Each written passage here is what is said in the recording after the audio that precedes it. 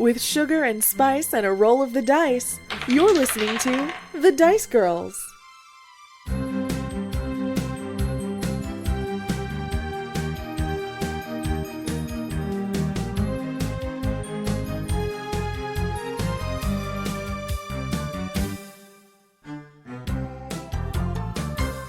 Okay, so we're officially on our recording. It is our session number 1 of our brand new campaign, and the energy is big and nervous. Correct. Yeah? Yes. Yes, very. Sound Both. accurate? Yeah. Yes. Okay. Well, in order to not draw this out, I would love to just kind of jump right in. But of course, before I do that, I do have to ask, does anyone have any questions, comments, thoughts, concerns before we get started? Nope. I don't think so. All right. Are you sure? Just the tentative excitement. Do you want me to ask questions to draw this out? No, actually, I don't. Now that I think about it. Oh my gosh. Okay. That's fair. Okay, I just want to make sure that we're all ready to go. As ready as I'm gonna be. Yes. Okay. Same. We got this. Cool. I do have some background information and a couple of paragraphs of reading just to give some context of the world, not only to you guys, but to our listeners as well. And so here we go. Your characters live in a land called Agandre. Agandre is a supercontinent that has been divided up into 5 different regions, and each region is ruled over by a different gemstone dragon. We have the amethyst dragon in the lakelands to the north, the emerald dragon in the volcanic region to the west, the sapphire dragon in the foothill region to the south, the topaz dragon in the coastal region to the east, and in the center of the continent is the frigid mountainous region ruled over by the crystal dragon. This region is called Breathsong, and it's where our adventure is going to start. The town you will find yourselves in is called Moon's Peak. It's a small trading town nestled high on the mountain. Not many people live there, but a lot pass through because your trading post is known throughout the land for having just about anything available that someone could want. The vibe of the town is what I would call crumbling steampunk. That is the general decor and feel of the town used to be very shining and industrious, but over the past couple hundred years, those items have been slowly replaced with more colorful rhinestone-encrusted decor instead. Because the history of Agandre is riddled with centuries of wars between the different types of dragons vying for power, with each type of dragon eventually dying out due to conflicts and battles. For a long time, it had appeared as though the metallic dragons were going to be the final rulers over the land, and under them and through their teachings, artificery and industry thrived throughout the whole land. During this period of time, the invention of steam-powered transportation propelled the world forward literally and figuratively. However, a few hundred years ago, there was a takeover by the gemstone dragons, the last remaining challenger to the metallic dragons. After a vicious war that lasted decades, the metallic dragons fell. They were brought to extinction, and the gemstone dragons stepped in to begin their rule, and slowly but surely began replacing the metallic dragons' aesthetic, ideals, and work with their own. Steam-powered travel is still commonplace since so many industries came to rely on it so quickly to function, but imbuing inanimate objects with magic using tools is seen by the gemstone dragons as an insult to more traditional methods of magic. And 3 of the 5 regions of Agandre have laws in place that prevent people from practicing artificery. I hope I'm saying that right. Breathsong is one of the 2 regions that has loosened up formerly strict laws against it, though that does still have a little bit of a social stigma attached to it among some. However, none of that is important right now. What's important is that your characters are both at the local tavern in Moon's Peak, which is called the Cog and Grog. And you are... I love it. Thank you. We're gonna focus a little bit on Ash first. You're currently smack dab in the middle of a job interview. Oh, okay. The interviewee is a tall, slim, elderly human man who introduced himself as Raz, and he is the owner of the Cog and Grog. He has just looked at you, Ash, and asked you to tell him about yourself. But before you answer his question, let's talk about an audience, as an audience. What do we see when we look into this interview?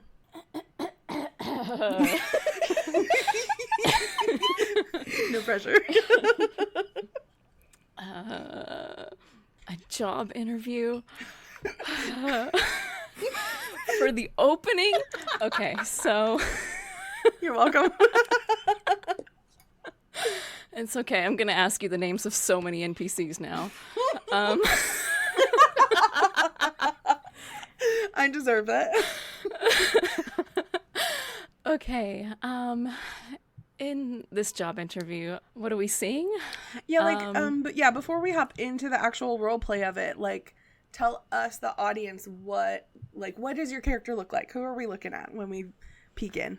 All right, so my character is a somewhat tall tiefling woman. She's a blue tiefling with lots of dark curly hair, kind of pulled up in a messy bun. And she is sitting in her chair with very straight posture, kind of leaning forward, almost with a little too much energy. She's kind of fidgeting a little. She seems very much interested in the man who's interviewing her, whose name I already forgot. That's okay. I think there was an R in there. It's Raz. Yep, nailed it. Raz. Okay. What is your character's name? Oh. Are you asking my name? Oh, you know what? In character? Yes, actually, let me do that. Let me get into Raz for a second. Just to give you now that you've described your character and what she looks like, Raz is he's an elderly man, human. He has wavy white hair and glasses. He's got a little bit of an Orville Redenbacher vibe. If that rings any bells at all. And he just, he's in this job interview, and he says, tell me what your name is again, youngin'. My name's Alana. Alana, and how do you spell that? Elana. Alana.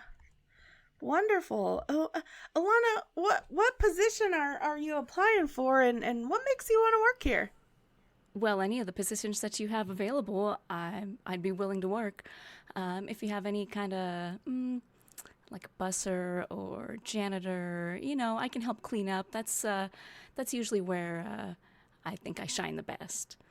And I'd love to work here just to get to know more of the people around town. I just got to town, so I figure the tavern's the best way to meet everyone who's ever out and about. Well, welcome to Moon's Peak, Alana. I think I said your name wrong just then. You know what? It's forgiven. I know it's not. I'm gonna stick with that though, because Raz is an old guy. Yeah. Yeah. Well, welcome to Moon's Peak, Elena. Which one is it? He says.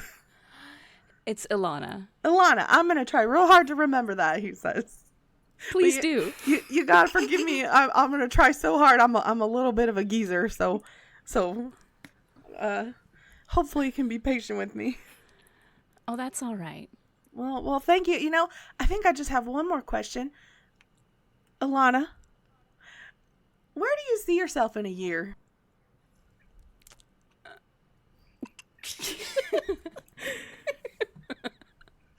The pause isn't part of this.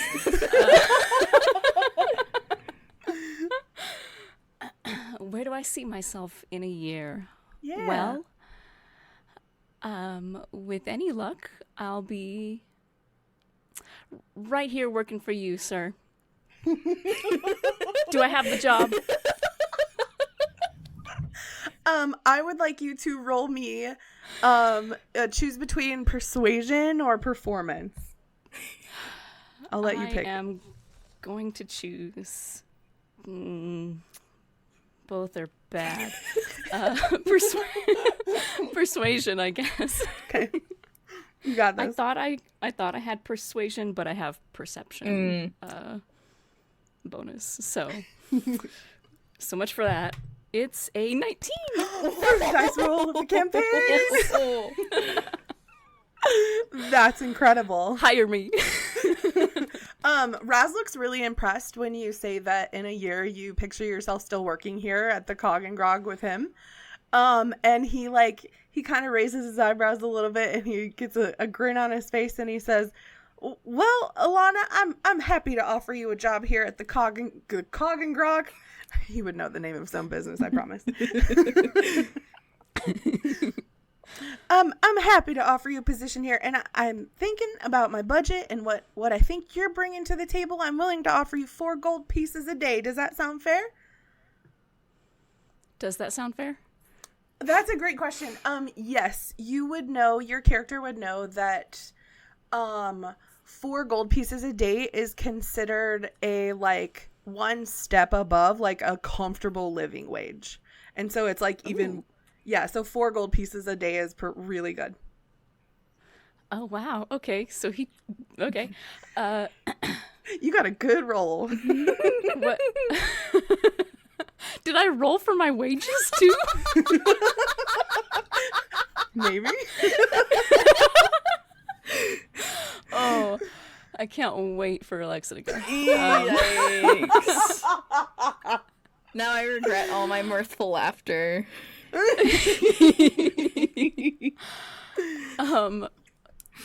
What was the question? Was it do you accept? Yeah, pretty much. Yeah, does 4 gold pieces a day sound fair to you? And Ilana, she stands right up out of her seat and she reaches out and shakes his hand very energetically and says, "Yes, sir, that sounds fantastic.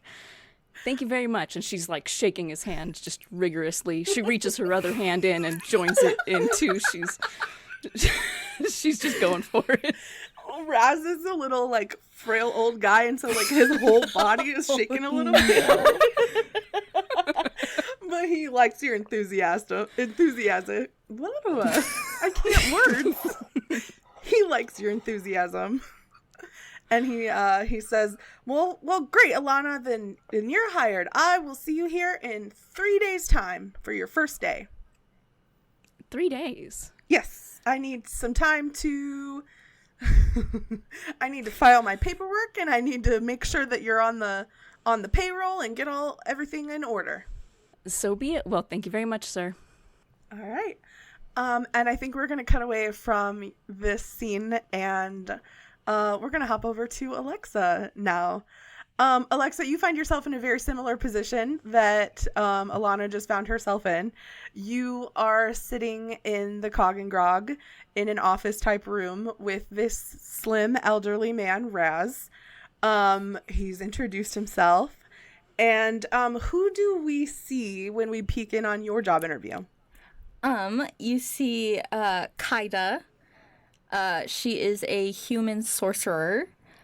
She's about 5'2", little on the younger side. The first thing I think that most people would notice about her is the silvery dragon scales that wrap around her forehead and go down into her cheekbones. Her dress is covering them, but she's got scales on her shoulders that kind of run down to about her elbow as well.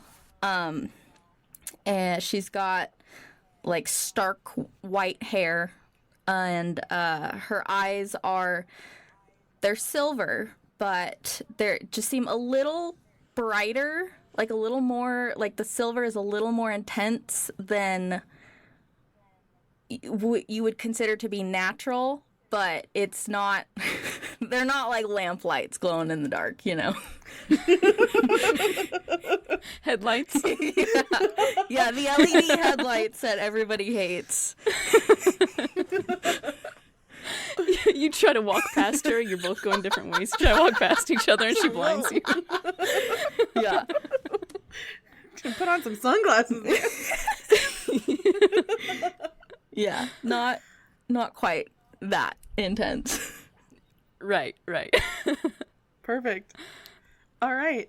Then I would say that Raz kind of he smiles across at you and he says, "Well, Kaida, we're glad that you're applying for a position here.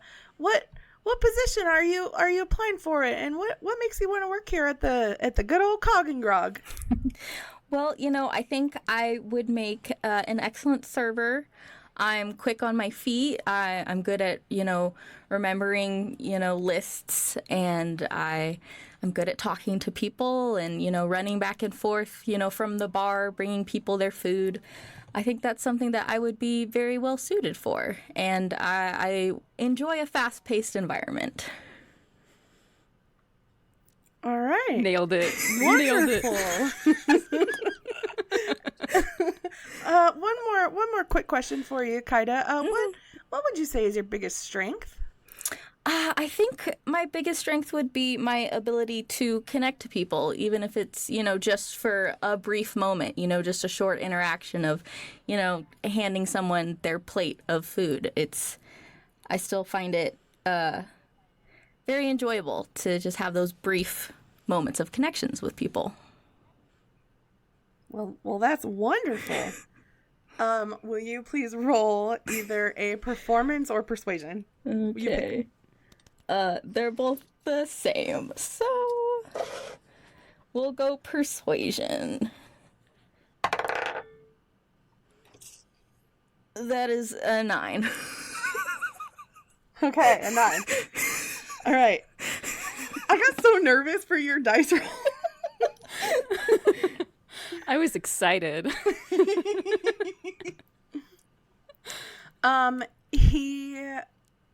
He kind of like he smiles a little bit and he looks through the papers on his like that are in front of him.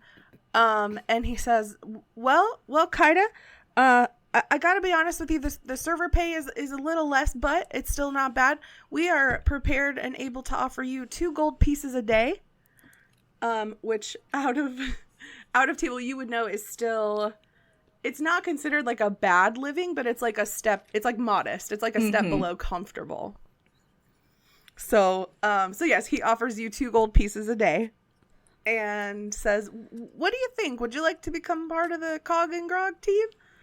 You know, I really would like to become a part of the Cog and Grog team. Wonderful. Well, then we're happy to have you. We'll be ready to start you in about 3 days' time. So give both of us some time to get our affairs in order. And we'll see you back here in 3 days. We open at noon. So 3 days at noon. Be back here. 3 days at noon. Okay. And Alana, I'm going to retcon that he also gave you that same information, of course, 3 days at noon. I was about to ask if he gave me a time of day because that was definitely going to. Yeah, no, I don't think I said it, but he definitely would have told you that. Okay, then I won't just be standing there at like the break of dawn. Yes. So I would like to take this part to fast forward a little bit to your guys' first day of work. Unless you have any business or things that you would like to take care of beforehand, and we can deal with that now. Is there anything your character would do around town, or like that we need to take care of, or that we want to play out in the 3 days before you start work? I don't think so. I don't think so. Okay, sweet.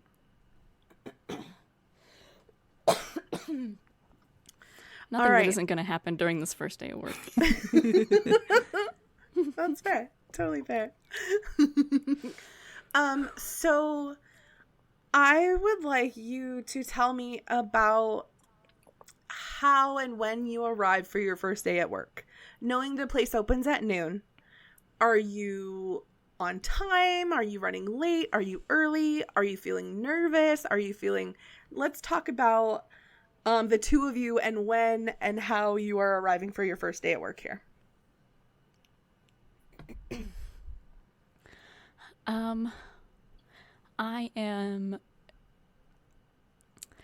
Ilana is showing up not like right on time, but like 15 minutes early.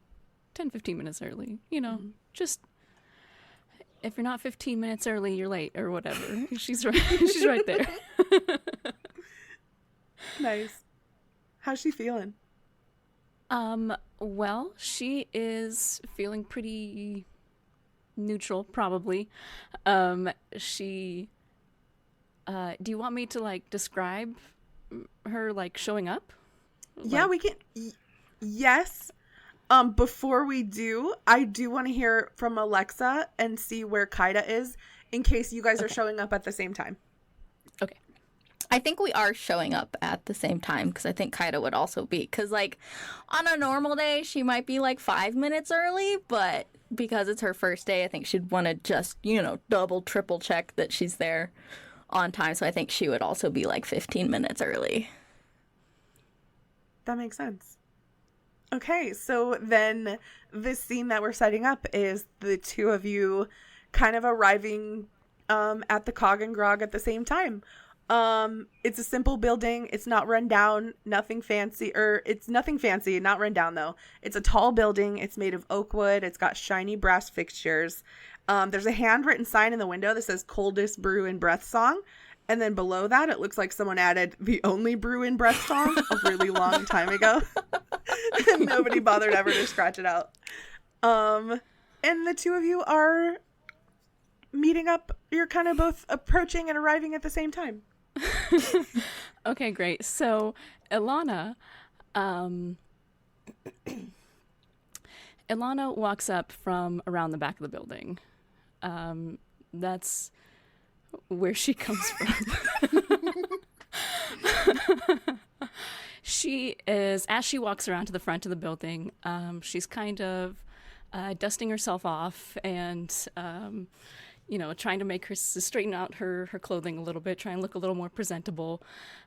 She goes to fix her hair, but it's so messy. I don't think there's really a fixed version. So she just kind of tries to pull back a few stray curls and they kind of just pop right back into place.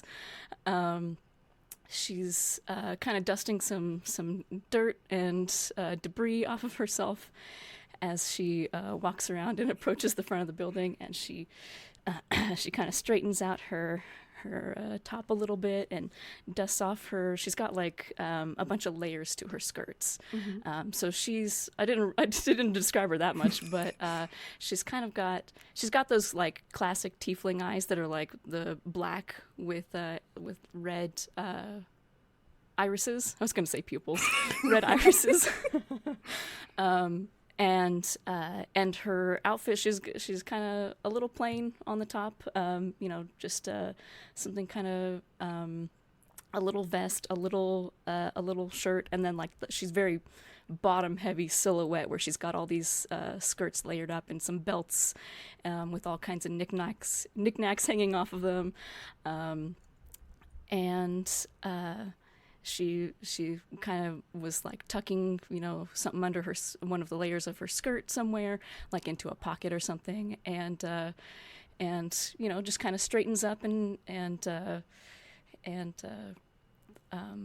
stands up by the front door, and I guess goes to like look and see if it looks like if anybody's there or anything, so she can go inside. So she's just walking up. All right. Sounds good. Then I'm going to say that, Kaida, that is what you see as you also arrive at the Cock and Grog. Yeah, so Kaida, she's strolling up. She's got her hair, like in a braid, just, down the back to keep it out of the way because she knows she's going to be running around. She's just wearing like a simple, plain, it's like a black long sleeve dress. A little on the lighter side because she's going to be hustling and moving. But But as she, she sees Alana waiting out front, she's just going to kind of, saunter on up there and be like, is this your first day too? Oh, yes, it is. Do you work? Oh, it's your first day too. It is, yes. Well, hello. My name is Alana. My name is Kaida. Hello, Kaida. It's nice to meet you. And she reaches out and also gives you like a vigorous handshake. Kaida takes it gladly. Awesome. Oh, so what position are you starting? Server, barmaid. I don't really know what they call it around here. But bringing people their food and their drinks. How about yourself? Oh, sounds delightful. Yes. Oh, well, I'm not 100% sure what position I'll be starting in. I did ask for sort of a cleaning position, so that's what I'm hoping I'm doing today. So hey, maybe I'll be cleaning up your tables after you. It's a thankless job, but I will definitely be one to thank you for it.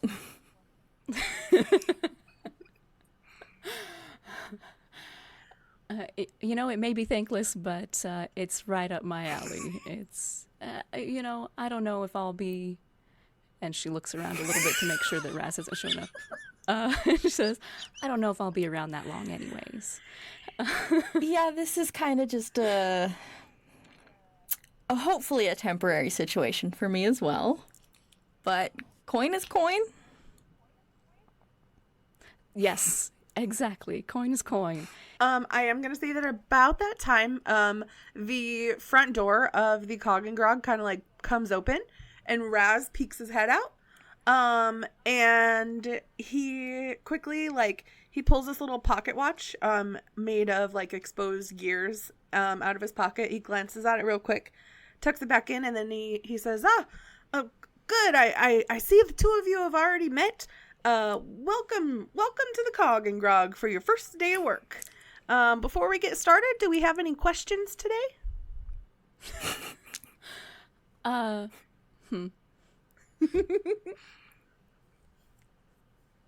It's okay if you don't.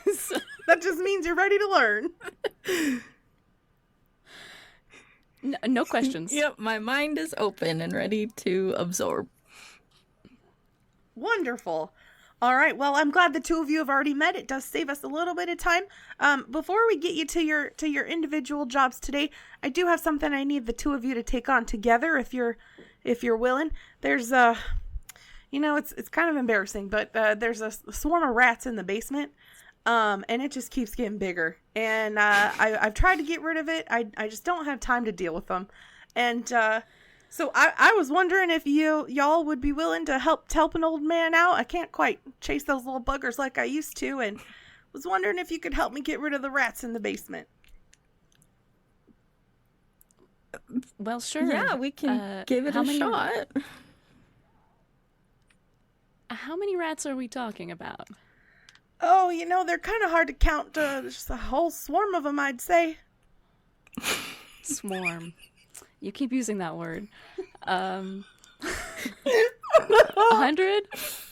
Oh, well, gosh, I would imagine there's, I don't know, maybe 40, 20, 40, not 100. Ooh. That's still a lot of rats. A whole swarm, one might say. Yes, one might say that. All right, well, I'm happy to help. You too, Kaida? You don't mind squashing some rats down in the basement for me? Yeah, I do not mind. Well, wonderful. Let me show you how to get on down. And he kind of leads you over to a corner of the tavern.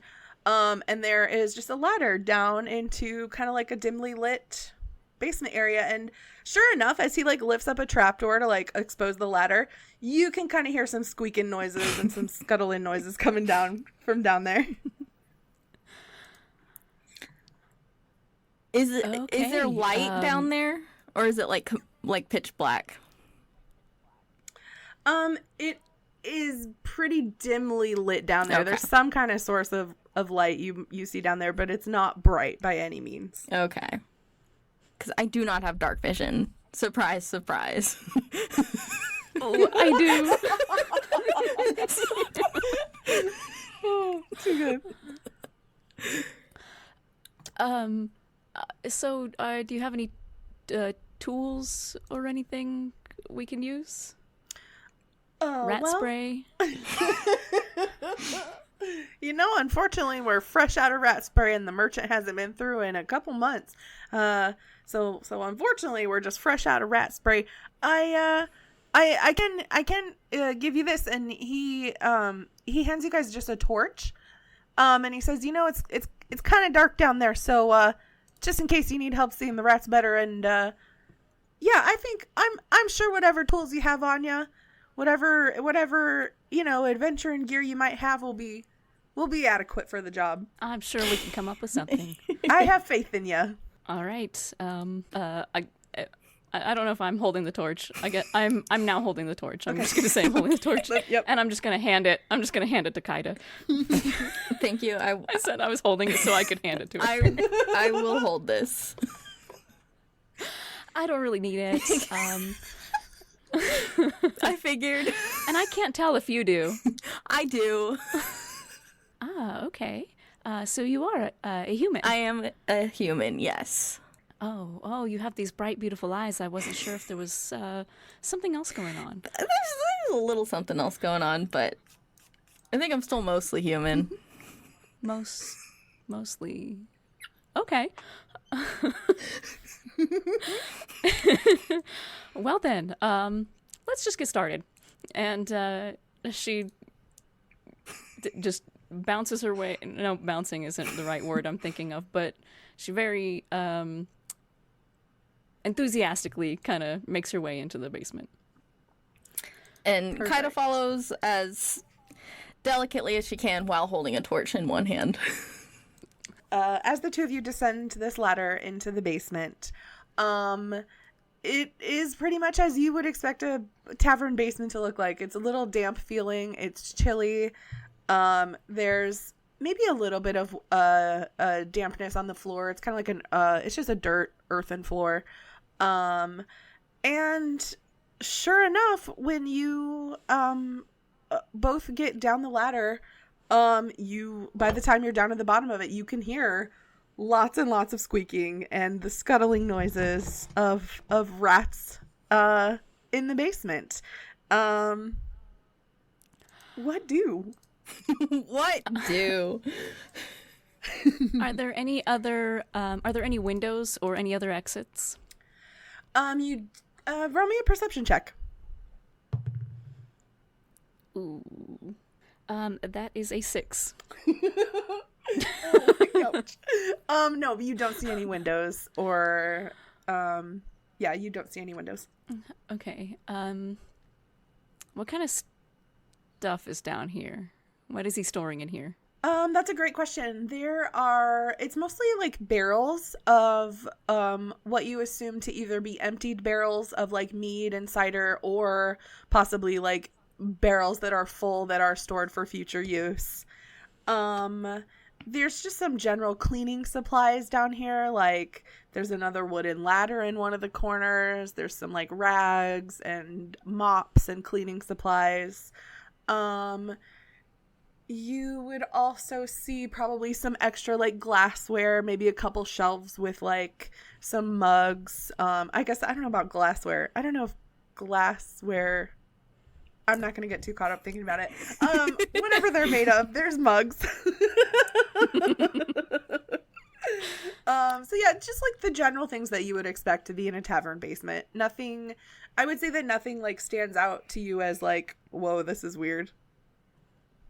Okay.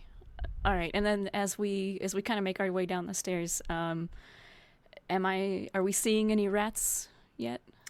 I would say that as Kaida comes down you have the torch right now, Kaida.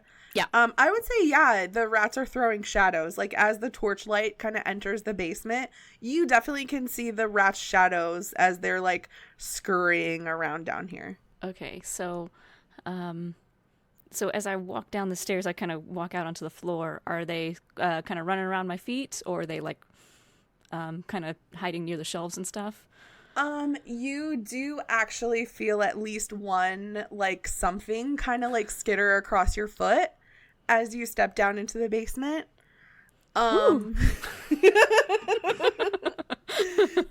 Yeah, That one caught me by surprise. So one skitters across your foot. Oh, well, yes, I would say this is about 40 rats. I'm just looking. She doesn't have some kind of rat knowledge. And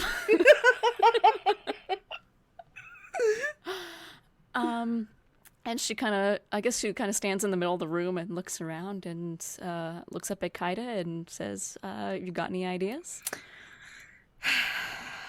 You know, I wasn't planning on combat today, so I didn't bring my staff with me. I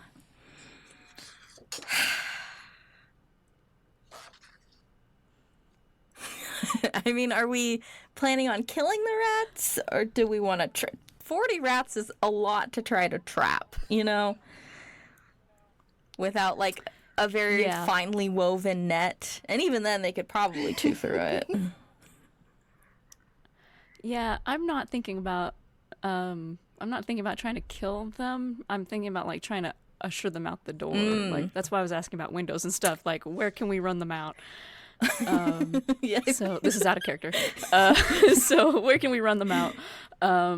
Kind of was plan A. Yeah, I guess. Yeah, I don't think we want to try to run them out through the restaurant. I think. Oh, Alana does, but like she wants them to exit, and she's just, I guess, assuming that they're gonna run out the front door. Right. I don't know, but.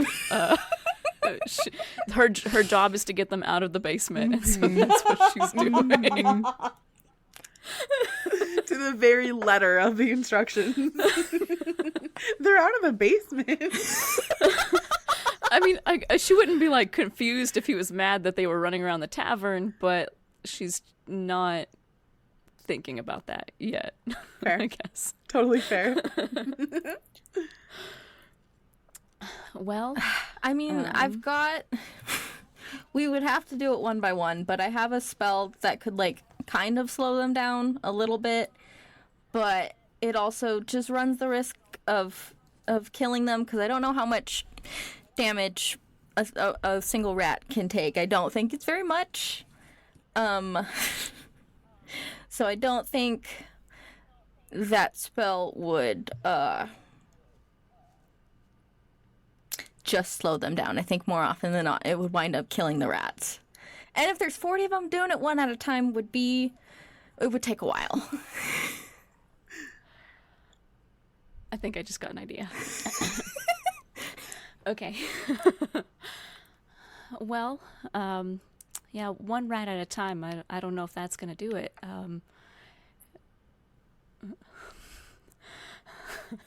I just said that she's, like, not even thinking about, like, having rats run through the tavern, but here she is thinking ahead. I don't know if one at a time will do it. You know, they might just run back in before we get to the last one. Right. But, there is something I can do. How are you with loud noises?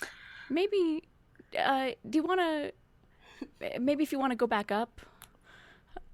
Okay. If that is... I'm fine. Okay. Sure. Just wait outside. If you could, just wait outside the door. Be ready to tell them to, or be ready to maybe grab a broom. Be ready to sweep them out the front door. Okay. I love the sound of this, and I don't want to, like, I want it to happen, whatever's going to happen. I do want to, like, create the visualization that the way in and out of the basement is up and down a ladder. Oh, okay. I was thinking stairs. And there's no other way out of the basement but the ladder? Yeah. Sorry, I don't want to like, Nope, that's fine. I love whatever was about to happen.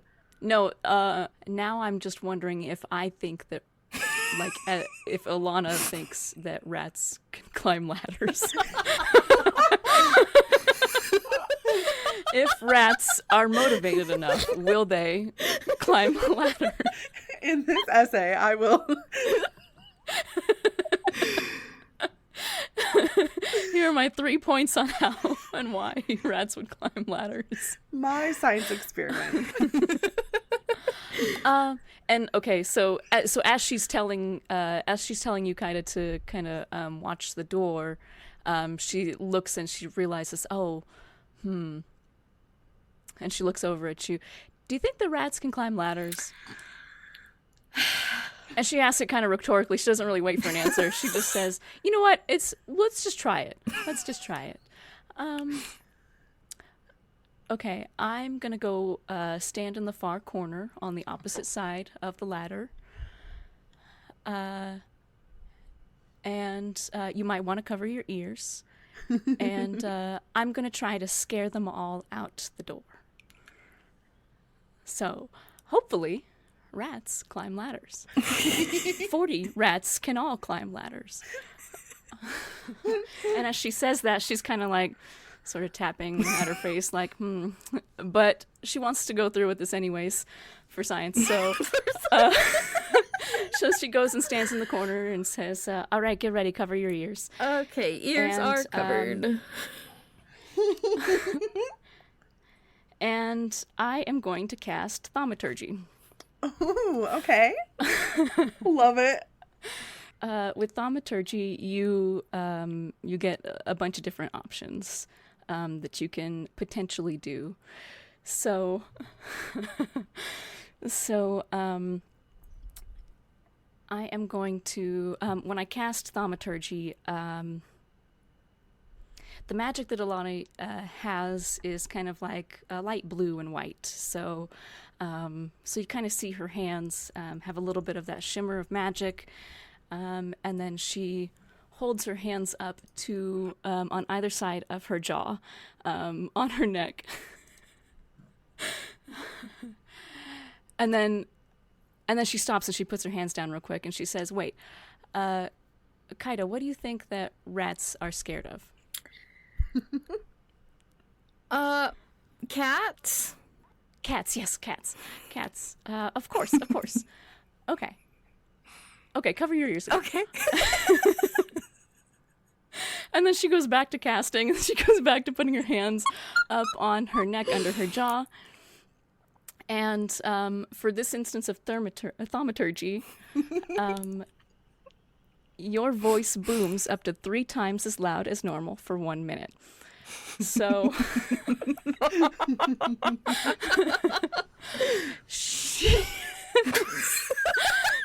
so Alana is going to, at the top of her lungs, meow as loud as she can.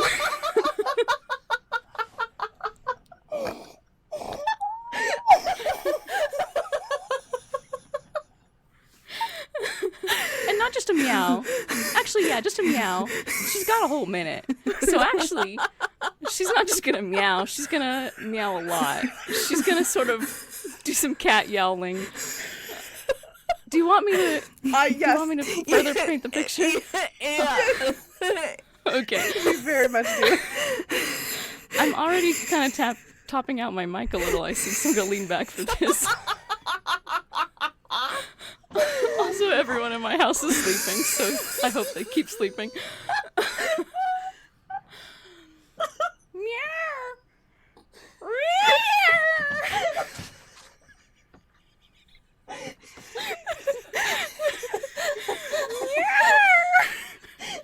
Kind of like that for a minute.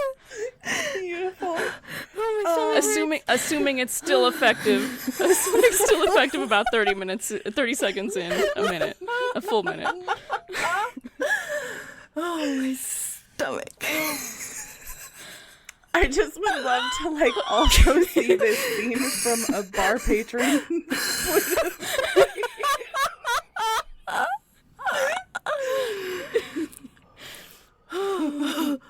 That is absolutely beautiful.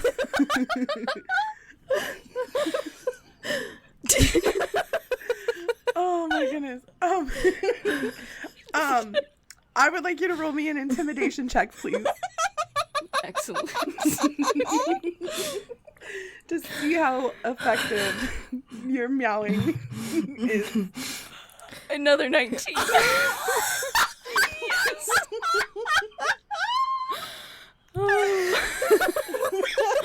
I'm so glad that was worth it.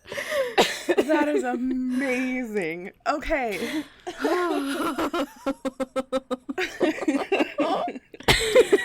So, Ilana presumably stands like in the middle of this room, this basement. Kind of in the corner opposite of the Okay. Oh, yeah, opposite of that's the right. ladder. You did say that. You Yeah. did, yes. Okay. And just starts meowing supersonically. Yeah. I am going to say that